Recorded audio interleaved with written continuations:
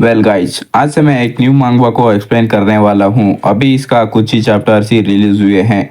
जैसे जैसे इसकी न्यू चैप्टर्स रिलीज होते रहेंगे वैसे ही मैं एक्सप्लेन करता रहूँगा। तो चलिए शुरू करते हैं।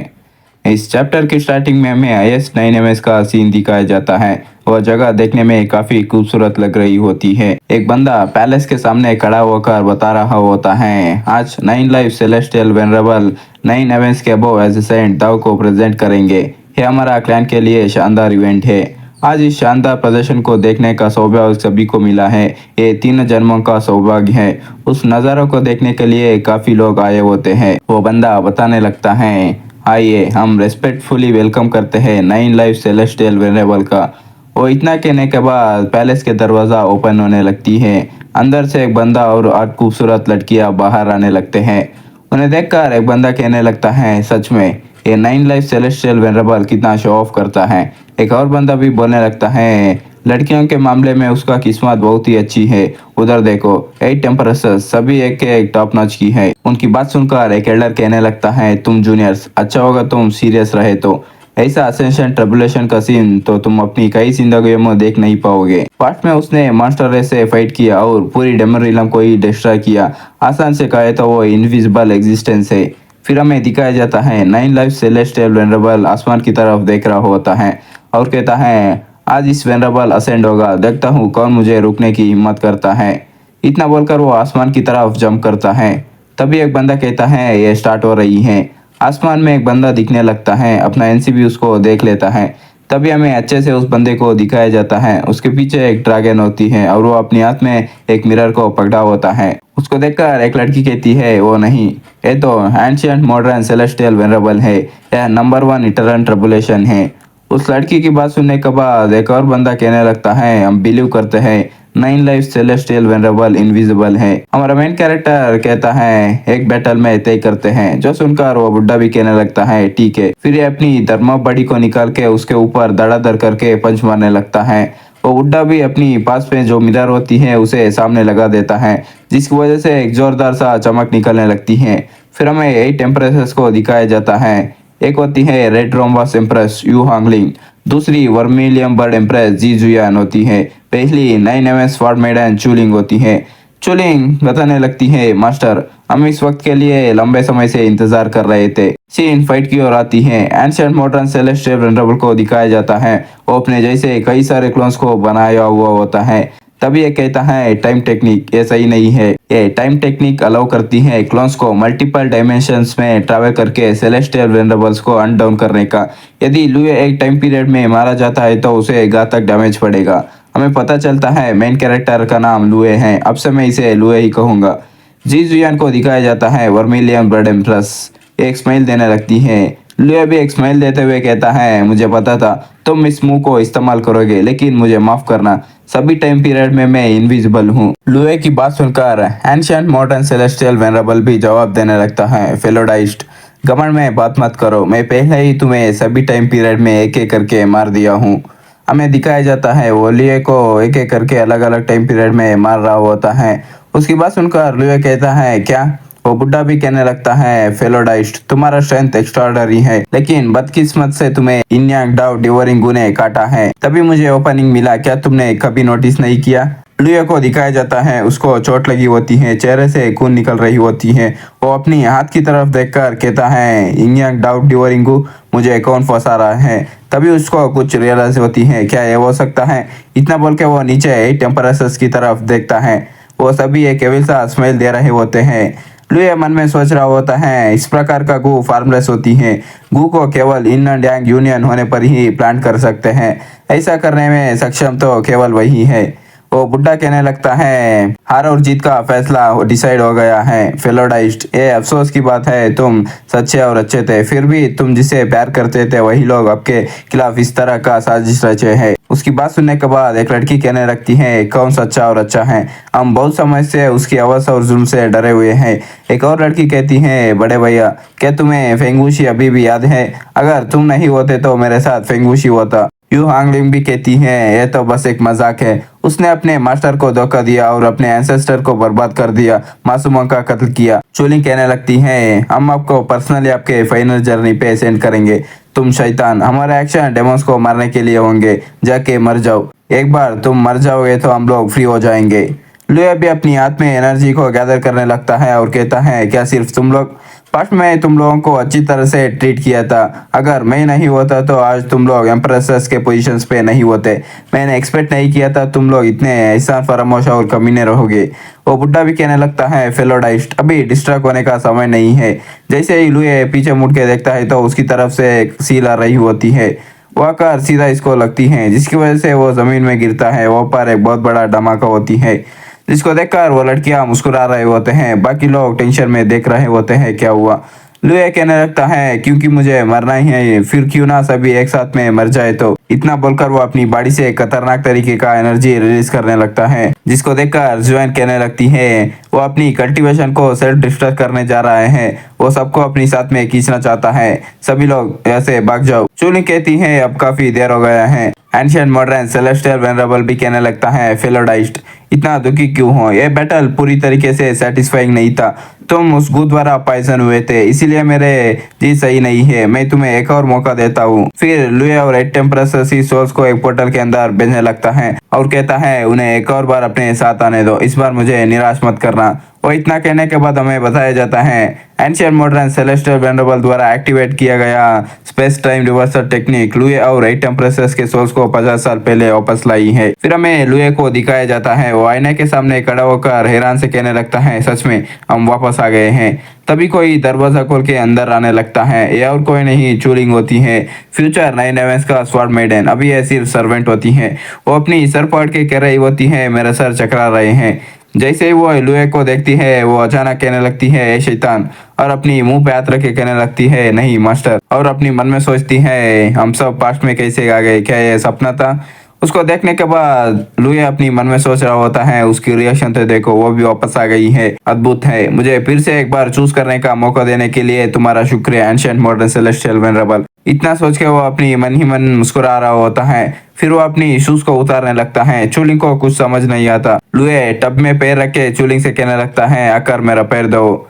जो सुनकर चूलिंग उसकी तरफ गुस्से से देखने लगती है। फिर वो बैठ के उसके पाँव धोने लगती है। लुए अपनी मन में सोच रहा होता है, मुझे धोखा देने की वजह से मैं इसे यहीं पर मार सकता हूँ, लेकिन कई बार मारना सही सजा नहीं होती। इस लड़की के अंदर गुस्सा और नफरत भरी हुई है। अगर मैं उसे मार भी दूँ तो भी उसे दर्द महसूस नहीं होगा। मैं चाहता हूँ वो जिंदा रहे और अच्छे से जीवन बिताए और पर्सनली एक्सपीरियंस करने देता हूँ। मेरे बिना उसकी जिंदगी का कितना दुखद अंत होता है, मैं देखना चाहता हूँ। लुए उसको बताने लगता है, वो सब कुछ सपना ही था, हम सब वापस आ चुके हैं। जो सुनकर चूलिंग को झटका लगने लगती है। अब उसे क्या बोलना है समझ नहीं आता। क्या हम वापस आ चुके हैं? लुए कहने लगता है, सही। एंशिएंट मॉडर्न सेलेस्टियल वेनरेबल की स्पेस टाइम टेक्निक ने हम सभी को वापस ले आई है। मुझे साफ साफ याद है उस दिन तुमने क्या कहा था। चूलिंग के तो पसीने निकल रहे होते हैं और कहती है, फिर क्या? लुए बताता है, अब बस, क्या तुम्हें फ्रीडम चाहिए थी ना, अब से तुम फ्री हो। लुए अपने हाथ में एक टैबलेट को पकड़कर चूलिंग से पूछने लगता है, ये क्या है? चूलिंग भी बताने लगती है, ये आपका और मेरा लाइफ टैबलेट है। लुए उस टैबलेट को जलाने लगता है और चूलिंग से कहता है, कॉन्ट्रैक्ट टैबलेट को मैं जला दिया हूँ, अब तुम वापस अपनी चूस वार्ड विला जा सकती हो। चूलिंग पूछने लगती है, लुए तुम्हारे पास 9 जिंदगी थी, फिर भी तुमने अपनी पहली जिंदगी में खुद को खत्म करने का फैसला क्यों किया? उसकी बात सुनकर लुए उसे गुस्से से कहने लगता है, ये तुम्हारा मामला नहीं है, यहाँ से दफा हो जाओ। उसकी बात सुनने के बाद चूलिंग भी जाते हुए कहती है, अच्छा है, रिवर से लौट आए हो, तुम्हारा अंत अच्छी नहीं होगी। इतना बोलकर वो बाहर आ जाती है और अपनी मन में सोचने लगती है, लुए मेरे पास इनर स्वॉर्ड बॉडी है, अगर तुम नहीं होते तो मैं एक अच्छी लाइफ जी रही होती। डैड, मॉम, ब्रदर, लिंगर वापस आने वाली है। उसको देखकर लुए हंसने लगता है और कहता है, आरामखोर बाप, बेरहम माँ, कचड़ा सा भाई और ये बेचारी, वापस जाने के बाद तुम्हें पता चलेगा असली नरक कैसे होती है। इस जिंदगी में मुझे उन पर जरा सा भी दया नहीं आएगी। इन 8 औरतों के सम्मत के बिना मैं निश्चित रूप से एक ऊंची मुकाम पर पहुंचूंगा। इतना सोचकर बाहर जाने ही वाला होता है, तभी कोई लात मार के दरवाजे को तोड़ देता है। उसको देखकर लुए सोचता है, फेरी वांगलिन नहीं, अब उसे यू हांगलिंग बुलाना चाहिए। यू हांगलिंग को दिखाते हैं। वो कहती है, लुए मैं तुम्हें मार दूंगी। इतना बोलकर उसे किक करने जाती है। लुए सीधा उसकी गर्दन को पकड़ लेता है और उसके मुंह के पास आकर कहता है, तुम अब भी मुझे मारने की हिम्मत करती हो? हॉन्गलिंग शर्माने लगती है क्योंकि लुए उसे गलत पोजीशन में पकड़ लिया होता है। वो कहती हैं तुम क्या करना चाहते हो। लुए बताने लगता है आज तुम्हें मेरे दरवाजा को ठीक करना ही पड़ेगा, अगर तुम ऐसा नहीं कर पाते हो तो मैं तुम्हारा गला घोट के जान ले लूंगा। हॉन्गलिंग कहती है मैं ऐसा नहीं करूंगी, अगर तुम नहीं होते तो मैं फेंगुशी के साथ होती। वो कहता है तो फिर तुम्हें अपनी जिंदगी को बचाना ही पड़ेगा उसे ढूंढने के लिए, सही है ना। इतना बोलकर उसकी गला को और जोर से दबाने लगता है। वो कहने लगती है मैं उसे फिक्स करूंगी। मन में सोचती है दत्त तेरी की, वापस तो आ गई, लेकिन फिर भी उसका मुकाबला नहीं कर पाया। लुए उसको सीधा बाहर फेंक देता है और वो कार जमीन में गिरती है। वो कहता है मैं वापस आने तक डोर फिक्स नहीं हुआ तो समझो तुम मर गई। हॉन्गलिंग खड़े होकर कहने लगती है लुए वैसे भी हम पिछले लाइफ में दाव कंपेनियन थे, तुम मुझे ऐसे ट्रीट नहीं कर सकते हो। उसकी बात सुनकर लुए कहता है वो सिर्फ पास्ट लाइफ में था, इस लाइफ में हम एक दूसरे से कुछ भी लेना देना नहीं है। इतना कहने के बाद लुए एक दूसरी जगह पर आ जाता है। अंदर हमें एक खूबसूरत औरत को दिखाया जाता है, उसका नाम बाई क्यूलान होती है। लुए आकर उसे रेस्पेक्ट दिखाते हुए कहता है मास्टर को मेरा नमस्कार। तो अभी पीछे मुड़कर उसे कहने लगती है क्यों तुम्हारे पास एक ही जिंदगी है। उसकी बात सुनने के बाद लुए उसे कहने लगता है डिसिपल सीखने में अच्छा नहीं था, कल्टीवेट करते समय ब्रेक थ्रू करना चाहा, इसीलिए 9 जिंदगियों को एक जिंदगी में मर्ज किया, इसीलिए एक ही जिंदगी है। उसकी मास्टर भी बताने लगती है मैंने टाइम पावर को इकट्ठा करने का तरीका ढूंढ लिया हूँ, पास्ट लाइफ के मैटर्स को एक सपना समझकर भूल जाओ, ऐसा दोबारा बिल्कुल भी नहीं होना चाहिए। अगर तुम्हारे मन में दोबारा बगावत करने का ख्याल आ गए तो मास्टर निश्चित रूप से इस संप्रदाय को खत्म कर देगी। उसकी बात सुनने के बाद लुए कहता है डिस्पल इस बात को ध्यान में रखेगा। मन में सोचता है क्या तुम्हें पक्का यकीन है कि तुमने कोई तरीका ढूंढ लिया है। अगर मैंने चाउस इन जहर को खुद में ट्रांसफर नहीं किया होता तो क्या तुम फिर भी ताइन एम्प्रेस रहती। फिर लुए एक चट्टान पे आ गया होता है कल्टीवेट करने के लिए। वो कह रहा होता है मेरा कल्टीवेशन वापस से क्यूआई रिफाइनिंग के 5th लेयर पर आ गई है, लगता है मुझे फिर से स्टार्टिंग से कल्टीवेट करना पड़ेगा। फिर वो कहने लगता है ओल्ड पार्टनर तुम यही हो क्या। इतना कहने के बाद उसके सामने सिस्टम के पैनल ओपन हो जाती है। सिस्टम कहने लगती है डिंग होस्ट मैं यही पे हूँ, आपको क्या चाहिए। लुए कहने लगता है अच्छी बात है तुम मेरे साथ आ गई, क्या अब तुम्हें एनर्जी नहीं चाहिए। उसकी बात सुनकर सिस्टम कहने लगती है मैं हेवनली डाउ बन चुका हूँ, अब मुझे क्या एनर्जी चाहिए। जो सुनकर लुए कहने लगता है सच है, लेकिन तुम्हारा हेवनली डाउ बनना काफी बेरहम है, मुझ पर सीधा इटरनल ग्रेट एबुलेशन डालना क्या ये जरूरी था। उसकी बात सुनकर सिस्टम भी बताने लगती है बस जरूरी था, क्योंकि आप मेरे होस्ट हो, आपको स्ट्रॉन्गर बनाना होगा। लुए भी कहता है तुम्हारा शुक्रिया, अब कल्टीवेशन स्टार्ट करो। जो सुनकर सिस्टम भी कहती है 9 lifes undying heaven scripture cultivation start. Scene shift होकर हमें चूसवाड़ विलेज के बाहर का सीन दिखाया जाता है। चूलिंग जैसे तैसे करके वहाँ पे पहुंच गई होती है, वो काफी थकी होती है, इसी वजह से वो आफ रही होती है। वो कहती है डार्ट मॉम मैं वापस आ गई।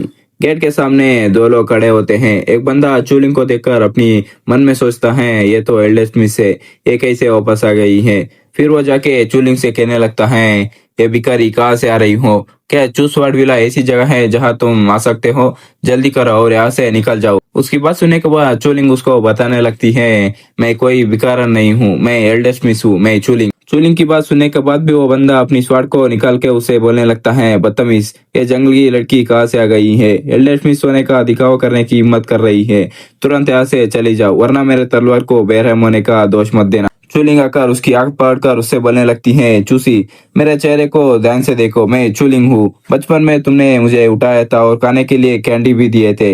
वो बंदा भी उसे पीछे धकेलते हुए कहता है वैसे भी तुम चू फैमिली की ब्लड लाइन नहीं हो, वापस क्यों आए हो। और वो अपनी मन में सोचता है क्या तुम बेवकूफ हो, आखिरकार शैतान के कब्जे से बच के फिर भी मौत के गले लगने वापस आ गई हो। चूलिंग उसे बताने लगती हैं हालांकि मैं उनकी सगी बेटी नहीं हूँ, लेकिन विला के मास्टर और मैडम ने मेरे साथ सगी बेटे जैसा व्यवहार किया है, नहीं हम सगी बेटे से भी ज्यादा करीब है। तभी दूसरा बंदा चिल्लाने लगता है सच में एल्डेस्ट मिस चूलिंग वापस आ गई है, इनेट स्वाड बॉडी वापस आ गई है। चूसी सोचता है अब सब कुछ खत्म हो गया है। विला के अंदर से 2 लोग आने लगते हैं। ये बंदा चूसवाड़ विला के मास्टर चू शाओटियांग होता है, वो चूलिंग की अडॉप्टिव मदर जेंगशियू होती है। स्वाड विला के मास्टर बोलने लगता है, लिंगर तुम वापस आ गई, फादर ने तुम्हें बहुत मिस किया। चुलिंग आकर उसकी बाप की गले लग जाती है और कहती है, डैड मैं वापस आ गई हूँ। चुलिंग का माँ भी उसे बोलने लगती है, अरे लड़की तुम इतने लंबे समय तक कहाँ चली गई थी, एक लेटर तक नहीं भेजी, तुम्हें पता है हम लोग चिंता में मरे जा रहे थे। चुलिंग उसे बताने लगती है, मुझे माफ करना, मुझे बंधक बनाकर ग्रेट डाउ सेक्ट में ले जाया गया था, वो लोग मुझे आपसे कांटेक्ट करने नहीं दे रहे थे, मैं चुपके वहां से भाग कर रही हूँ, अब कभी भी आपको छोड़कर नहीं जाऊंगी। एक और बंदा आने लगता है, ये चूलिंग का बड़ा भाई चूशुफे होता है, वो रो रहा होता है, अपनी मन में सोचता है, भगवान का शुक्र है बलि का बकरा वापस आ गई है, अब भी सैंग मास्टर बच गया। फिर हमें लुए के कल्टीवेशन करने का सीन दिखाया जाता है, हमें बताया जाता है फर्स्ट लेयर ऑफ इवेंट जहां ग्रेट डाउ सेक्ट है वह सबसे कमजोर दुनिया है। कल्टीवेशन के levels postnatal, prenatal, qi refining, verging core, shattering, in fact wide refining, dao integration में डिवाइड हुए हैं। पिछले लाइफ की एक्सपीरियंस से लुए ने सिर्फ 15 दिन में क्यूआर रिफाइनिंग के लेवल 5 से लेकर लेवल 9 तक ब्रेक थ्रू किया और कोर फॉर्मेशन को शुरू किया। तभी लुए कांपने लगता है, उसके मुंह से खून भी निकलने लगती है। वो सोचता है क्या हुआ, शरीर में मौजूद ट्रू क्यूआई का सिर्फ आधा हिस्सा कोर को बनाने में हिस्सा ले रही है, बाकी आधा हिस्सा जम गया है और हिल भी नहीं रही है। तभी सिस्टम डिंग करके बताने लगती है, उसके बॉडी में हेवनली रिजिडिटी पॉइजन डिटेक्ट किया है। जो सुनकर लुए भी कहने लगता है, हेवनली रिजिडिटी पॉइजन, जरूर वो औरत फिर से चाल चल रही है। असल में उन्होंने एक और लेयर लगा दी, हेवनली रिजिडिटी पॉइजन सिर्फ मेरे अंदर इंडियन डाउ डिवोरिंग गू ही नहीं डाला, साफ है कि वो चाहती है मैं नव जिंदगी होने के बाद भी हालात को ना बदल पाऊं, लेकिन उन्हें यह पता नहीं है मेरे पास अभी भी एक ट्रम्प कार्ड बचा हुआ है। फिर सिस्टम से पूछता है, सिस्टम क्या इस जहर को खत्म करने का कोई तरीका है? सिस्टम भी बताने लगती है, बिल्कुल है, बस ओरिजिन कोर रिलम में ब्रेक थ्रू करना है, ट्रू क्यूआई स्ट्रक्चर को चेंज करना है, ट्रू क्यूआई को ट्रू एसेंस के ट्रांसफर करने के बाद फिर हेवनली रिजिडिटी पॉइजन डिसॉल्व हो जाएगा। लुए बताने लगता है, ओरिजिन कोर रिलम में ब्रेक थ्रू करना है, लेकिन मैं अभी सिर्फ अपनी हाफ ट्रू एनर्जी को ही इस्तेमाल कर सकता हूँ, ओरिजिन कोर बनाना मेरे लिए मुमकिन नहीं है।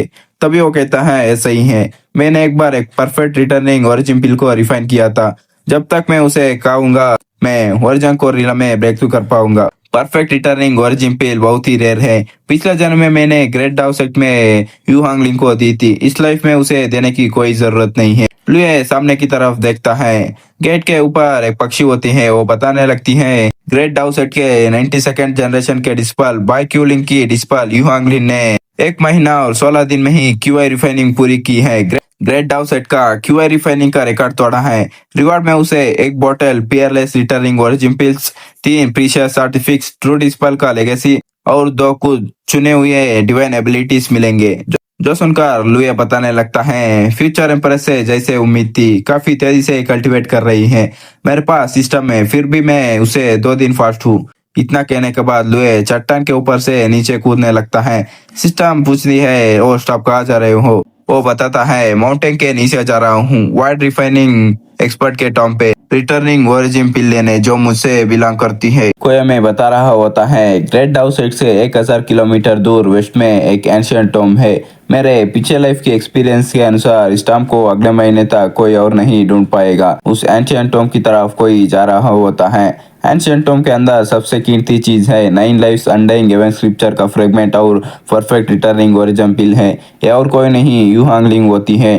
वो आकर उस बुक को लेकर कहती है, सीनियर ब्रदर इस लाइफ में मैं आपसे एक कदम आगे हूँ। जैसे वो इतना बोलती है और वो कुछ देखकर हैरान हो जाती है और वो कहती है, ये तो उस बुक के अंदर लिखा होता है, तुम खुतिया कही के तुम बहुत लेट हो। जो देखकर होंगलिंग को गुस्सा आ जाती है और वो उस बुक को नीचे फेंकते हुए कहती है, लुए तुम कमीने कही के। तभी उसकी चारों तरफ से एक फॉर्मेशन बनने लगती है और वो उसमें फंस जाती है। वो कहती है, लुए मुझे बाहर आने दो। फिर हमें 3 दिन बाद का सीन दिखाया जाता है। होंगलिन वहां से बच के आ गई होती है। वो सीधा आकर लुए के दरवाजे पे लात मारने लगती है, लुए यहाँ से बाहर आ जाओ। तभी अंदर से एक एनर्जी से बना हुआ हाथ आकर होंगलिन को लगती है, जिसकी वजह से वो सीधा पीछे जाके एक जमीन में गिरती है। लुए कहता है, क्या तुम्हें अपनी माँ ने नहीं सिखाया है किसी के रूम में एंटर करने से पहले नॉक करना है? उसकी बात सुनकर होंगलिन भी दांत पीस कर अपनी मन में सोचती है, लुए तुम कमीने हो, अगर मैं बाहर मर भी जाऊँ तो भी तुम्हारे सामने हार नहीं मानूंगी। और वो दरवाजे के पास आकर पैर से बोलने लगती है, सीनियर ब्रदर क्या आप डोर ओपन कर सकते हो? लुए बोलता है, यहाँ से दफा हो जाओ। जो सुनकर होंगलिंग कहती है, क्या तुमने ही एंशियंट टॉम से परफेक्ट रिटर्निंग और जंप लिया है? इतना बोल के डोर को धड़ाधड़ करके मारने लगती है। लुए अंदर से एक और अटैक करता है, वो आकर होंगलिंग को लगती है, जिसकी वजह से वो पीछे चली जाती है और अपनी मन में सोचती है खुद को रोकना होगा, अब मैं गुस्सा नहीं कर सकती। होंगलिंग लुए से फिर से गंभीर आवाज में पूछने लगती है, क्या तुमने ही एंशियंट टॉम से परफेक्ट रिटर्निंग और जंपिल को लिया है? जो सुनने के बाद लुए कहता है, मैंने नहीं लिया है और यहाँ से दफा हो जाओ। जो सुनकर होंगलिंग को बहुत ही गुस्सा आने लगती है और वो कहती है, तुम्हें उस लेने का स्किल तो है लेकिन उसे मारने की हिम्मत नहीं है। लुए, मैं तुम्हारे साथ मरते दम तक फाइट करेंगी, इतना बोल के अटैक करने के लिए आने लगती हैं। तभी अचानक उसके सामने उसकी मास्टर आ जाती है और वो कहने लगती है, होंगलिंग शांत हो जाओ। होंगलिंग उसकी मास्टर को देखकर वही रुक जाती है और वो जमीन में बैठ के रोते हुए कहती है, मास्टर उसने मुझे मारा है। जो सुनकर उसकी मास्टर लुए से पूछने लगती है, तुमने अपनी जूनियर सिस्टर को क्यों मारा है?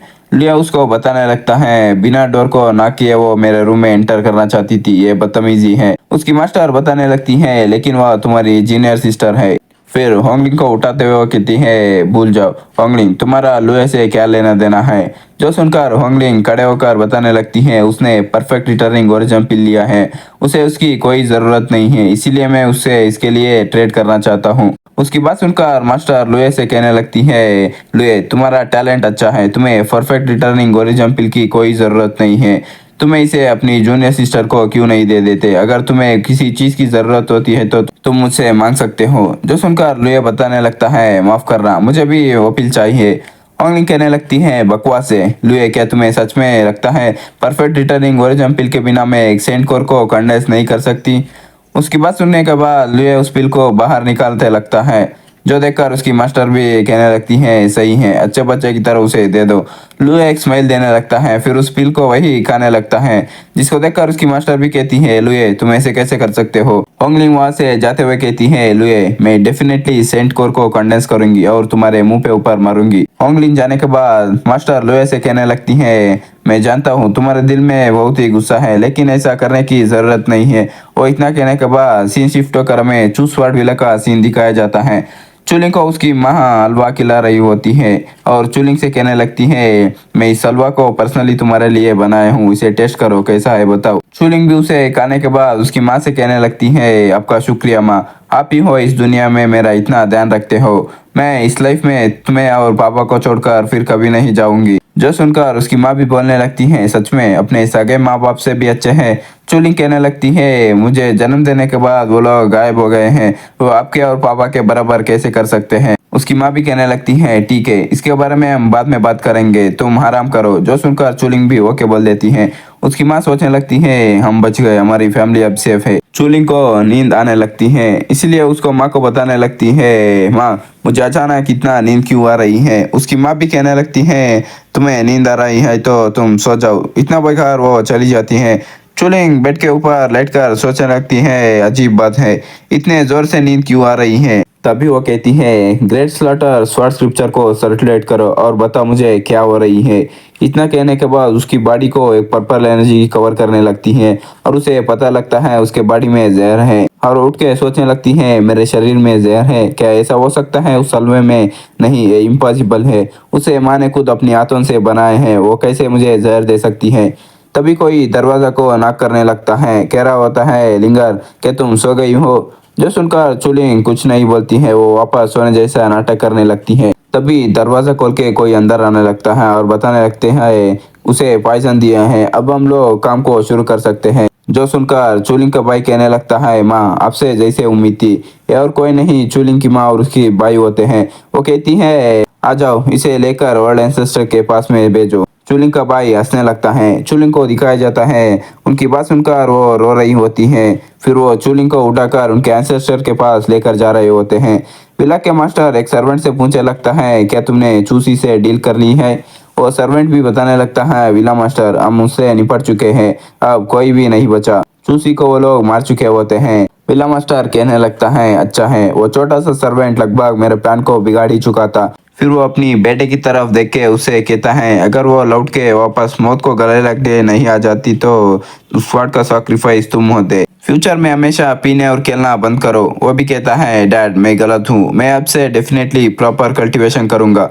उनकी बात सुनकर चूलिंग अपनी मन में सोचती है मरने के लिए आई हूँ, स्वार्थ सैक्रिफाइस, तो ये लोग इसी मकसद के लिए मुझे पाला है। चूलिंग का भाई मुंह से लार टपकाते हुए कहता है वैसे भी वो मरने जा रही है, क्यों ना मैं उसे यूज कर लूँ थोड़ी देर के लिए, बस आधा घंटा काफी है। जो सुनने के बाद उसका बाप उसकी कान को खींचते हुए कहता है किस तरह की बकवास कर रहे हो, आफ्टर ऑल वो तुम्हारी सीनियर सिस्टर है, चू फैमिली की रेपुटेशन को बर्बाद मत करो। वो कहता है डैड दर्द हो रही है, वो सिर्फ दो मरे हुए स्लेव्स की बेटी है, मेरी सगी बहन नहीं है। चुलिंग भी अपनी मन में सोचती है तो मेरे असली पेरेंट्स को इन्हीं लोगों ने मारा है। उसकी आंखों से आंसू आ रहे होते हैं। उसकी माँ आकर उसे कहने लगती है कैसा होगा तुम अपने बेटे को उसके साथ में अकेला छोड़ दो आधा घंटे के लिए।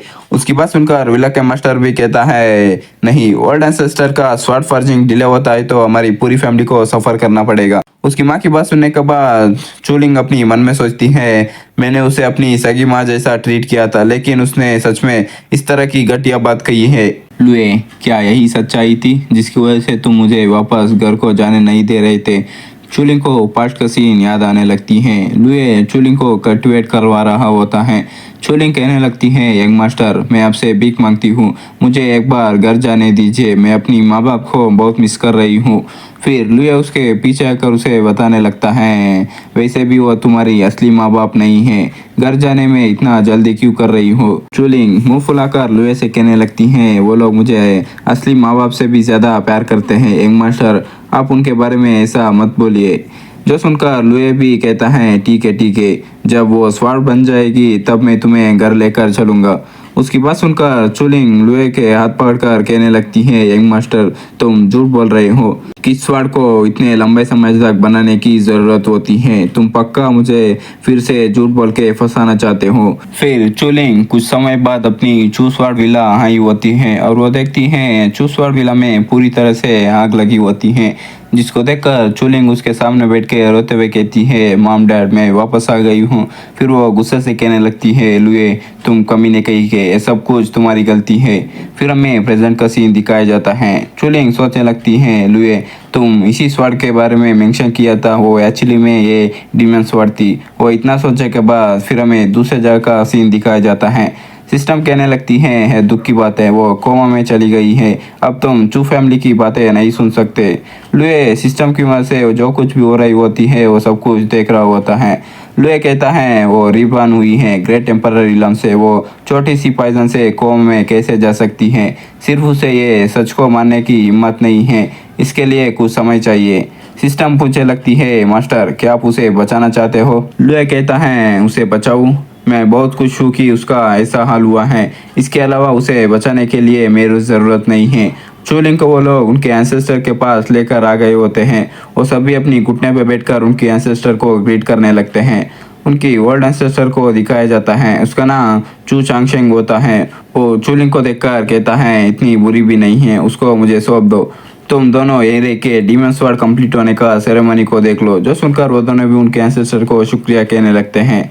फिर हमें उस डीमन स्वॉर्ड को दिखाया जाता है, फायर के अंदर होती है। उसे देखकर बूढ़ा भी कहने लगता है इस डीमन स्वॉर्ड को मैं 30 साल से खून पसीने से बना रहा हूँ, अब सिर्फ आखिरी स्टेप बचा है। विलय का मास्टर कहने लगता है होल्ड एंसेस्टर आपको बधाई हो, एक बार जब डीमन स्वॉर्ड बन जाएगी तो आप एक ही बारी में शैटरिंग इन्फेक्ट्री में कदम रख पाएंगे। उसके इतना कहने के बाद उनका ओल्ड एंसेस्टर कुछ साइन बनाने लगता है, जिसकी वजह से कई सारे स्वॉर्ड्स बनकर डीमन स्वॉर्ड की तरफ जाने लगते हैं। फिर वो कहता है स्वॉर्ड सैक्रिफाइस को लेकर आओ। जो सुनकर विला के मास्टर चूलिंग को उठाकर लेकर आने लगता है। वो कहता है चू फैमिली के स्वॉर्ड सैक्रिफाइस होने के लिए इतने सालों से तुम्हारा पालना बेकार नहीं गया है। इतना बोलने के बाद वो चूलिंग को ऊपर से आग में फेंक देता है। बाहर में उसके बेटे को दिखाया जाता है, वो कह रहा होता है सच में ये बेकार है, उसे मैं एंजॉय नहीं कर पाया। वापस चूलिंग को दिखाया जाता है, वो नीचे गिर रही होती है लेकिन वो एक स्माइल देने लगती है। फिर वो अपनी खून को डीमन स्वॉर्ड के ऊपर फेंकने लगती है। जैसे ही डीमन स्वॉर्ड के ऊपर खून गिरती है वो रिएक्शन देने लगती है, जिसको देखकर उसका बाप भी हैरान होकर कहता है क्या हुआ? फिर हमें चूलिंग को दिखाया जाता है, वो डीमन स्वॉर्ड को पकड़कर हवा में उड़ रही होती है, उसकी कपड़े जल रहे होते हैं। जो देखकर उनका एंसेस्टर भी हैरान हो जाता है और कहता है ये कैसे मुमकिन हो सकता है। जैसे वो इतना बोलता है, चूलिंग सीधा स्वॉर्ड से उसके ऊपर अटैक करने आने लगती है। वो भी अपनी स्वॉर्ड निकाल के उसके अटैक को रोकने लगता है, लेकिन चूलिंग का अटैक इतनी स्ट्रांग होती है उसका स्वॉर्ड ही टूट जाती है और वो चिल्ला के कहने लगता है, डीमन स्वॉर्ड ऐसे नहीं होनी चाहिए। जैसे वो इतना बोलता है, चूलिंग उसकी सर को ही उड़ा लेती है और कहती है डीमन स्वॉर्ड को डीमंस को मारने के लिए ही यूज करना चाहिए। चूलिंग नीचे आने लगती है। उसका बाप भी जमीन में बैठकर कह रहा होता है, तुम चूलिंग हो नहीं, तुम लिंगर हो। चूलिंग उसके सामने आकर कहने लगती है, क्यों ऐसा किया? मैंने तुम्हें अपने सबसे करीबी परिवार की तरह माना था, तुम मेरे साथ ऐसा क्यों किया? उसका बाप भी बोलने लगता है, लिंगर अब तुम पावरफुल हो, तुम्हें स्वार्थ सैक्रिफाइस होने की कोई जरूरत नहीं है, चलो घर चलते हैं। उसकी बात सुनकर चूलिंग गुस्से से उससे कहने लगती है, क्या तुम्हें लगता है तुम मुझे लिंगर कहने की लायक हो? इतना बोलने के बाद इसके सर को भी उखाड़ लेती है। पीछे उसका बेटा खड़ा होकर देख रहा होता है। लिंगर उसकी तरफ देखकर कहने लगती है, और तुम जानवर कहीं के। जो सुनने के बाद वह बंदा घबरा कर अपनी सर को जमीन में मारते हुए कहने लगता है, हाँ मैं जानवर हूँ, मुझे कुत्ते की तरह ट्रीट करो, मुझे मत मारो, मुझे जाने दो। लेकिन लिंगर सीधा उसको सर को ही उखाड़ देती है और कहने लगती है, तुम कुत्ते से भी बेकार हो। फिर हमें उसकी माँ को दिखाया जाता है। वो कुछ देखकर शॉक हो गई होती है, क्योंकि लिंगर बाहर आ रही होती है। उससे पूछने लगती है, चूलिंग तुम अकेली बाहर क्यों आ रही हो, वो लोग किधर हैं? चूलिंग उसके बगल में ही जाते हुए कहती है, कौन है वो लोग? उसकी माँ भी कहने लगती है, वो तुम्हारा भाई और तुम्हारा बाप है, वो तुम्हारा परिवार है। जो सुनकर लिंगर पीछे मुड़कर उसे कहती है, मेरा कोई परिवार नहीं है। फिर उसके ऊपर भी अटैक करके कहती है, जाओ जाके तुम भी उन्हें कंपनी दो। फिर जाते हुए कहती हैं, चू फैमिली के सभी लोग मरना डिजर्व करते हैं। वो इतना कहने के बाद हमें चू फैमिली का सीन दिखाया जाता है। लिंगर चू फैमिली के सभी लोगों को मार दिया होती है। विला के सामने ही वो स्वॉर्ड को पकड़कर बैठी होती है। लुए सबको सिस्टम्स की मदद से देख रहा होता है और वो कहता है, इतना बुरा भी नहीं है। पूरी चू स्वॉर्ड विला में कोई नहीं बचा, एक मुर्गी तक को भी नहीं छोड़ा। चलो अब इसे बंद करो। इतना बोल के सिस्टम विंडो को क्लोज करता है। सिस्टम बीप करके कहने लगती है, मास्टर और देखना नहीं चाहते हो? कुछ वक्त में एक नॉनसेंसुअल रिलम का कल्टीवेटर उसे मारने के लिए आएगा। जो सुनकर लुए कहता है, वो डिजर्व करती है। वो इतना कहने के बाद हमें लिंगर का सीन दिखाया जाता है। वो रोते हुए कह रही होती है, मैं गलत थी। उसने पास्ट में जो किया था उसका पछतावा हो रही होती है। तभी वहाँ पर एक बंदा आने लगता है नॉनसेंसुअल रिलम का। इसका नाम लीजियन होती है। और डीमन स्वॉर्ड को देखकर कहता है, सच में डीमन स्वॉर्ड सक्सेसफुली फॉर्ज हुई है। चूलिंग से कहने लगता है, क्योंकि डीमन स्वॉर्ड ने तुम्हें पेन दिया है, इसलिए तुमसे उसे अलग करने दो। इतना बोल के लिंगर के ऊपर स्वॉर्ड निकाल के हमला करने लगता है, लेकिन लिंगर कुछ रिएक्शन नहीं देती है, वैसे ही बैठी होती है। इसलिए वो अपनी तलवार को रोक लेता है और कहता है, इसने कोई रिएक्शन नहीं दिया है, क्या ये बेवकूफ़ है?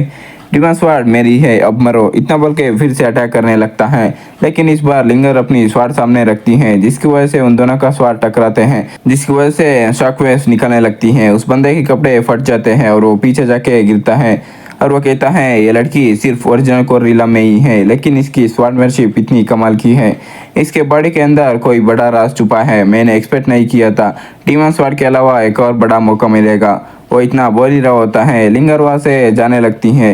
ये बंदा भी उसका पीछे करता हुआ कहने लगता है, अच्छी बच्ची वापस आ जाओ, अंकल बुरे आदमी नहीं है। लिंगर अपनी मन में सोच रही होती है, मैं गलत थी, मुझे थोड़ी वक्त के लिए अकेले रहना होगा। इस एपिसोड की स्टार्टिंग में हमें होंगलिंग को दिखाया जाता है। वो लुए के कमरे के दरवाजे को मारते हुए कह रही होती है, लुए बाहर आ जाओ, लेकिन लुए डोर को ओपन नहीं करता है। इसलिए होंगलिंग बोलती है, अगर तुम बाहर नहीं आओगे तो मैं अंदर आऊँगी। इतना बोल के दरवाजे को लात मारने जाने लगती है, लेकिन उसे पहले का सीन याद आता है जब लुए ने उसका गला पकड़ा था। होंगलिंग सोचने लगती है, चलो लात मारना भूल जाओ। लुए से पूछने लगती है, लुए ऐसा क्यों है? मैंने ट्रेजर और पिल्स का इस्तेमाल किया है, लेकिन मैं सिर्फ हेवनली कोर ही कंडेंस कर पाई हूँ। साफ है, कोई भी बिना पिल्स और ट्रेजर्स का इस्तेमाल किए बिना ही सेंट कोर को कंडेंस कर सकता है। लुए, क्या तुम जानबूझकर मेरे कल्टीवेशन में नुकसान पहुंचाए हैं? तुम एक विलन हो, पूरे तरीके से एक विलन। फिर हमें अंदर का सीन दिखाया जाता है। लुए कल्टीवेशन कर रहा होता है। सिस्टम कहने लगती है, मास्टर वो आपको गाली दे रही है और आप चुपचाप सुन रहे हो। जो सुनकर लुए कहने लगता है, कान को सील कर दो, सिर्फ कल्टीवेशन पे फोकस करो। इस लाइफ में मुझे सेंट बनने से कोई नहीं रोक सकता है। होंगलिंग की मास्टर भी वहीं पर आने लगती है और उससे कहने लगती है, होंगलिंग गाली देना बंद करो, तुम हेवनली कोर को कंडेंस किया है, इससे लुए का क्या लेना देना है। वांग निंग भी उसकी मास्टर को देखकर कहने लगती है, पहले जब भी मैं ब्रेक थ्रू करने वाली थी वो मेरी मदद के लिए कई सारे पिल्स और ट्रेजर्स देता था, एक एक कर इससे मेरा ब्रेक थ्रू परफेक्ट हो जाएगी। तो इस बार मैं ही खुद ही कुछ ढूंढ लिया हूँ। इसका नतीजा मेरा ट्रू क्यूए पूरी तरीके से चावटिक हो गया और मैं सिर्फ हेवनली कोर ही कंडेंस कर पाया हूँ। जो सुनकर उसकी मास्टर भी कहने लगती है, बकवास है। जब लुए ने तुम्हारी मदद के लिए पिल्स और ट्रेजर्स इस्तेमाल किया था, उसे बार बार चेक करता रहता था, किसको पता उसने उसके अंदर कितना हार्ट बेट को डाला है। जब तुम उन्हें कैजुअली मिक्स करोगे तो वो कैसे काम आएंगे। जो सुनकर होंगलिन हैरान होती है और कहती है, मास्टर आप कह रहे हो मेरे पिछले ब्रेक थ्रूज की मदद करने के लिए लुए ने कई हजार बार टेस्ट किया है। मास्टर वांगलिन के पास आकर कहने लगती है, हम सभी में कौन नहीं जानता है, लुए तुम्हारे बारे में ही सबसे ज्यादा चिंता करता है कि तुम खुद भी इस बात को नहीं जानते हो, इसलिए मैं चाहता हूँ तुम अपनी सीनियर ब्रदर से माफी मांगो। जो सुनकर होंगलिन पीछे जाते हुए कहती है, नामुमकिन है, मैं उससे माफी नहीं मांगूंगी। उसने फेंगुशी और मेरा ब्रेकअप करवा दिया है, इनडायरेक्टली फेंगुशी के मौत का कारण बना, मैं उसे कभी माफ नहीं करूंगी। जो सुनने के बाद उसकी मास्टर भी कहने लगती है, तो फिर ठीक है, मैं चाहती हूँ तुम अभी माउंटेन के पीछे जाकर अपनी गलतियों को समझ लो। जब तक तुम अपनी गलतियों को समझ नहीं पाते तब तक तुम माउंटेन को छोड़कर नीचे आने का परमिशन नहीं है। उसकी मास्टर की बात सुनने के बाद होंगलिन भी कहती है, तो ठीक है, मैं जाती हूँ। इतना बोलकर वहाँ से जाने लगती है। फिर हमें चूलिंग को दिखाया जाता है, वो सीढ़ियाँ चढ़ रही होती है, उसका हालात बहुत ही खराब लग रही होती है। वो कह रही होती है, ग्रेट डाउसेक्ट। वो ऊपर गेट के पास पहुंच जाती है। चुलिंग को देखकर एक डिस्पाल पूछने लगती है, कौन है। चुलिंग वहीं पर जमीन में गिर जाती है और कहती है, बायोलंपिक लुए मैं चुलिंग। इतना बोलने के बाद वो बेहोश हो जाती है, जिसको देखकर ग्रेट डाउसेट के डिस्पाल चुलिंग की तरफ आने लगते हैं। तभी कोई कहता है, फेलोडाइस रुकिए। जो सुनकर वो डिस्पल भी उसकी तरफ देखने लगती है।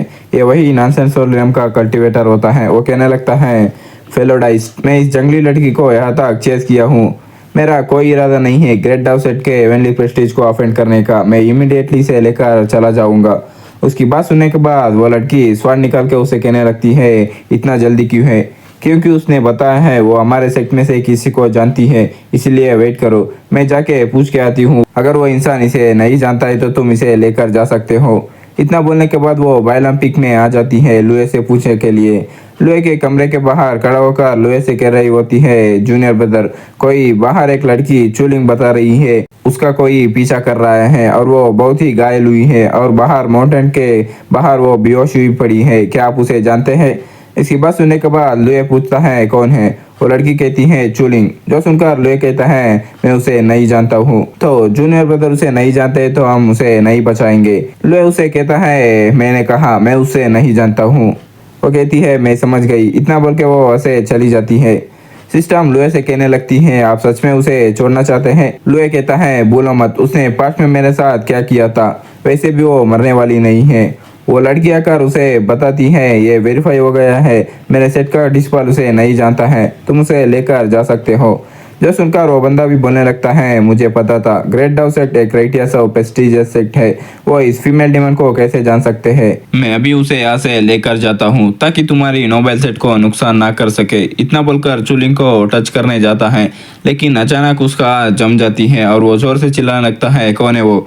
ये और कोई नहीं, अपनी बाई होती है। वो हवा में उड़ रही होती है और वो कहने लगती है, उसे टच मत करना। इसको देखकर सभी डिस्पल मार्शल आर्ट बाय करके ग्रीट करने लगते हैं। फिर बाय नीचे आने के बाद उसे कहने लगती है, तुम उसे यहाँ से नहीं ले जा सकते हो। जो सुनकर वो बंदा भी कहने लगता है, डिग्निफाइड ग्रेट डाउसेट अपने बात से मुकर रहा है, ये एक क्राइटेरिया सेट का व्यवहार नहीं है। इसकी बात सुनने के बाद हमारी सेट की डिस्पल कहने लगती है, तुम्हारी हिम्मत कैसे हुई ग्रेट डाउसेट को डिसरेस्पेक्ट करने की, हमारी ग्रेट डाउसेट के स्वर्ड्स को टेस्ट करना चाहते हो। जो सुनकर वो बंदा भी कहता है, मेरे पास भी स्वॉर्ड है। इतना बोलने के बाद वो लड़की फाइट करने के लिए रेडी हो जाती है, लेकिन पीछे से बाय ऐसे उसे पूरी तरह से जमा देती है और कहती है, मैं इसकी लाश को तुम लोगों के ऊपर छोड़ रहा हूँ, मैं इस लड़की को ऐसे सेक्ट में लेकर जा रहा हूँ। इतना बोलकर चूलिंग को उठाकर एक माउंटेन के पीक पर लेकर आती है।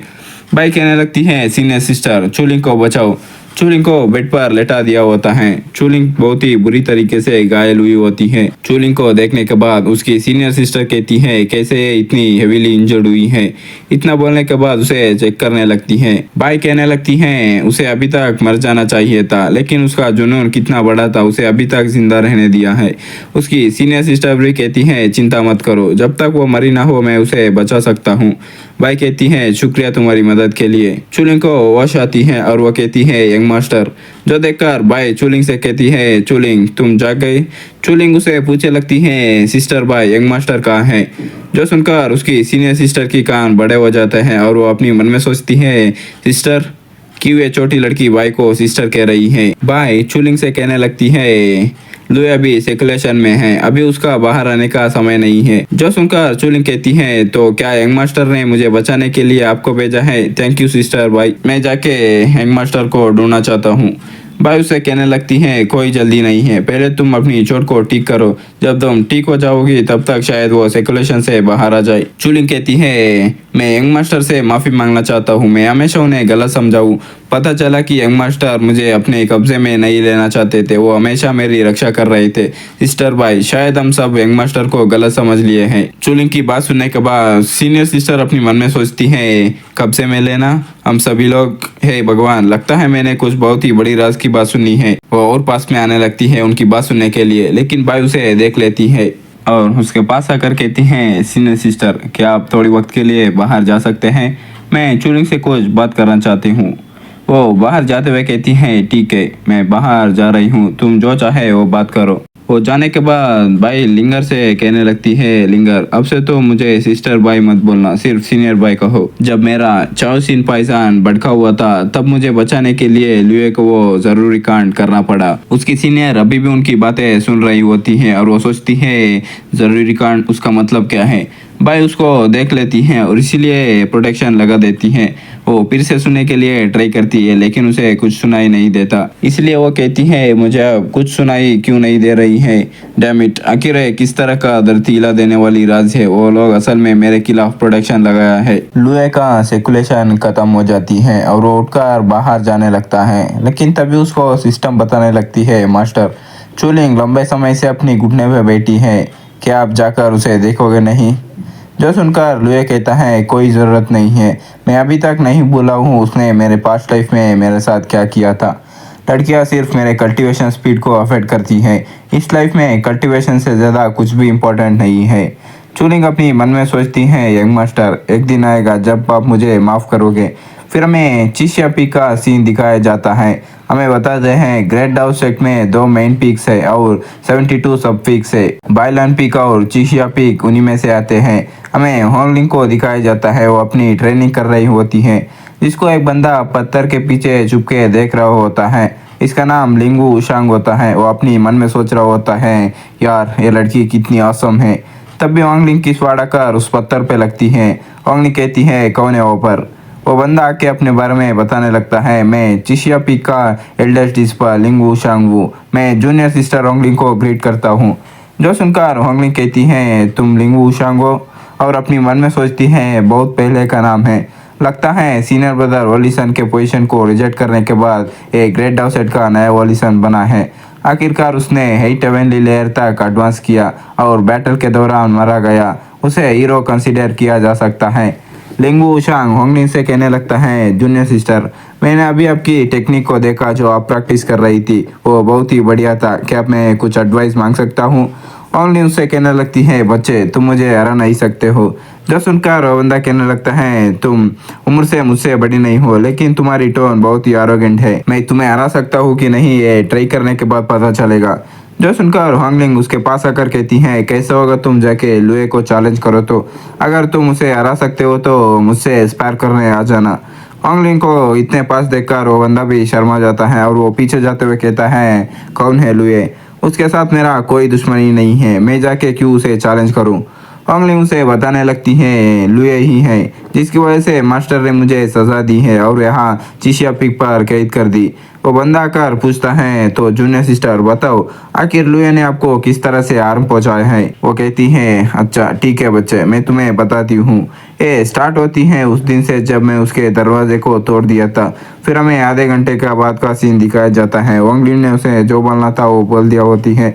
वो बहुत ही गुस्सा होकर कहता है क्या मुझे बहुत गुस्सा आ रही है, ऐसा इंसान तुम्हारा सीनियर ब्रदर बनने के लायक नहीं है। आप यही रुकिए, मैं जाके लुए को हराकर आपसे माफी मांगवाता हूँ। इतना बोलने के बाद वो जाने लगता है। वांगलिंग कहने लगती है नहीं तुम सच में जा रहे हो, तुम उसे हरा नहीं सकते। लेकिन वो वांगलिंग की बात नहीं सुनता है। कहता है मैं अपनी माइंड को बना चुका हूँ, अगर मैं लुए को सबक नहीं सिखा पाऊंगा मैं लिंगू वुशांग एल्डर सीनियर होने की लायक नहीं हूँ। इतना बोलने के बाद वो बंदा लुए के पास आ गया होता है।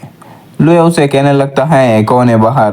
वो कहता है मैं लिंगू वुशांग हूँ। जो सुनकर लुए अपनी मन में सोचता है क्यों ये बच्चा यहाँ पर है। नॉर्मली पहली बार मैं उसे ऑल सेट डिस्पल्स की कंपटीशन में मिलना चाहिए था। मुझे याद है उस समय मैं कंपटीशन का विनर था और ये धूम दबा के भाग गया था। इतना सोचने के बाद लुए आकर दरवाज़ा खोलता है। वो कहता है क्या तुम ही लुए हो। ये कहता है सही है मैं ही लुए हूँ, क्या मैं पूछ सकता हूँ चिशिया पिक के सीनियर ब्रदर लिंगू को क्या काम है। जो सुनकर वो भी शॉक हो जाता है और कहता है क्या तुम मेरे स्टोरी को सुना है। जो सुनकर लुए कहता है ये सभी को पता है, सीनियर ब्रदर के नाम पे कई सारे स्टोरीज है, सिर्फ 2 महीने में ही एवेंली कोर को कंडेंस करना ये ट्रूली एडमायरेबल है। जो सुनकर वो बंदा अपनी छाती को चौड़ा कर लेता है और कहता है मैंने नहीं सोचा था तुम्हें इतना नॉलेज होगा। सही बताऊँ तो मैं एक दिन कल्टीवेशन नहीं किया था एंट्री प्रोसीजर्स के कारण, वरना मैं एक दिन पहले ही एवेंली कोर को कंडेंस कर पाता। उसकी बात सुनने के बाद लुए कहता है सही है, सीनियर ब्रदर की टैलेंट एक्स्ट्राऑर्डिनरी है, ग्रेट डाउसेट के मॉडल है आप। फिर वो कहने लगता है रुक जाओ, मैं तुम्हें चैलेंज करने के लिए आया हूँ, ये मक्का लगाना बंद करो। लुए कहने लगता है मुझे चैलेंज करने आए हो, वैसे भी मैं बोर ही हो रहा था, चलो ठीक है। वो दोनों फाइट के लिए रेडी हो जाता है। लुए सोचता है लिंग वुशांग मैं तुम्हें अच्छे से सबक सिखाऊंगा। वो बंदा स्वाट से अटैक करने आते हुए कहता है तो फिर मैं पलट नहीं रहूंगा। इतना बोलने के बाद लुए पे अटैक कर देता है, लेकिन लुए उसके स्वाट के ऊपर 2 उंगलियों से मारता है जिससे वो साइड में जाने लगती है। वो भी सोचता है कि उसने सिर्फ 2 उंगलियां यूज की है। फिर लुए उसे पंच मारते हुए कहता है सीनियर ब्रदर अफेंड करने के लिए माफ करना। वो बंदा अपनी स्वाट को सामने रखता है लुए के पंच को रोकने के लिए, ये सही नहीं है। लुए एक स्माइल देने लगता है और वो अचानक उसके पीछे आ जाता है। वो भी सोचता है ये पीछे कब आ गया। लुए पीछे से सीधा लात मारता है, उसकी वजह से वो जमीन में आकर गिरता है। लुए कहता है सीनियर ब्रदर क्या ये काफी है। वो कहता है फिर से आ जाओ। और इस बार चीशिया स्वाड का इस्तेमाल करने लगता है और लुए के ऊपर अटैक करता है। सोचता है मैं यकीन नहीं करता हूँ तुम इसे भी डॉज कर पाओगे, लेकिन लुए सीधा उसके बगल में आ जाता है। जो देखकर वो भी शॉक हो जाता है और वो उससे कहता है ध्यान से देखना, मैं इससे एक ही बार यूज़ करूँगा। इतना बोल के उसका गला पकड़ लेता है। वो भी कहता है इतनी स्पीड। लुए उसको पकड़ के दूर फेंक देता है। वो बंदा भी मुश्किल से अपने आप को संभाल पाता है। लियो उसे कहता है कैसा था, क्या तुम अब भी कंटिन्यू करना चाहते हो। जो सुनकर वो बंदा कहता है स्किल्स के मामले में मैं तुम्हारी बराबर नहीं कर सकता हूँ, लेकिन मेरा कॉम्प्रहेंशन एबिलिटी बहुत ही स्ट्रांग है। लियो कहता है सीनियर का मतलब को मैं समझा नहीं।